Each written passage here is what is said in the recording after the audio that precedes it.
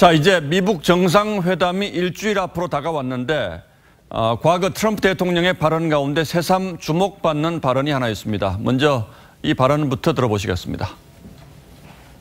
If he came here, I'd accept him. We should be eating a hamburger on a conference table. 예, 김 위원장이 미국으로 가는 건 아닙니다만 어쨌든 이제 두 사람이 함께 햄버거를 먹는 장면이 연출될 수도 있게 됐습니다.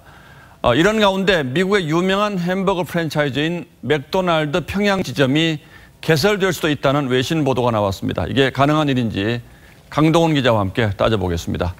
자, 강 기자, 예. 평양 맥도날드 지점 이게 가능한 일일까요? 글쎄요, 맥도날드는 일단 공식적으로는요, 계획이 없다 이렇게 밝혔습니다. 그렇군요. 다만 요청이 올 경우에는 매우 긍정적으로 검토할 수 있을 것이라고 했는데요. 앞서 미국 CIA는 김정은 위원장이 평양의 햄버거 프랜차이즈 개설 허용을 검토할 가능성이 있다. 이런 내용의 보고서를 내기도 했습니다. 문정인 외교안보 특보도 비슷한 이야기를 했습니다. 들어보시죠. Trump Tower along the Daedong River and let McDonald's flourish in the street of Pyongyang.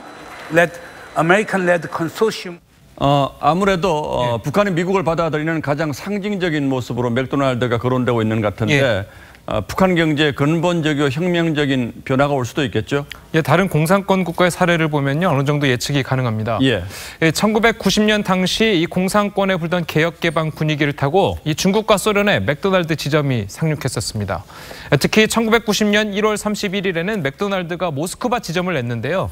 첫날에만 무려 3만 명의 인파가 몰리면서 몇 시간씩 줄을 서서 기다리는 진풍경이 펼쳐지고 예, 이때 뭐 대단했었죠. 예, 맞습니다.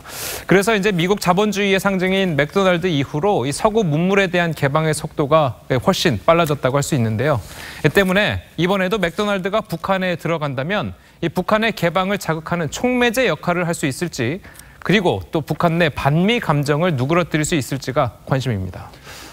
그런데 이미 북한 사람들도 햄버거는 많이 먹고 있다면서요? 예, 그렇습니다. 평양에는 이미 햄버거와 치킨 등을 파는 싱가포르 체인점이 들어와 있습니다. 예, 예약하지 않으면 식사를 할 수 없을 정도로 굉장히 인기라고 하는데요. 북한에서 햄버거는 고기 겹빵 이렇게 불린다고 합니다. 가격은 평균 1.7달러로 우리 돈 2,000원이 안 되는데 북한의 일반 노동자 하루 수입의 절반에 해당하는 금액이어서 일반 서민들이 즐기기에는 너무 비싼 메뉴라고 합니다. 그런데 북한 주민 상당수는 이 햄버거가 미국 음식이 아니라 예. 김정일 위원장이 개발한 걸로 알고 있다고 하는데 정말로 그렇습니까? 예, 맞습니다. 지난 2014년 북한을 방문한 프랑스 사진작가 에릭 라포르그가 북한 여대생에게서 이 햄버거는 김정일 국방위원장이 발명한 음식, 이런 이야기를 들었다고 합니다. 예. 실제 햄버거가 북한에 처음 등장하게 된 계기가 지난 2000년 김정일 위원장의 지시 때문이었다고 하는데요. 이 한 노동당 간부를 불러서 세계적으로 이름난 고급빵과 감자튀김, 이것을 우리식, 그러니까 북한식으로 생산을 해서 공급해라, 이렇게 명령하면서 이 북한 주민들에게도 햄버거는 더 이상 낯설지 않은 음식이 된 것으로 보입니다.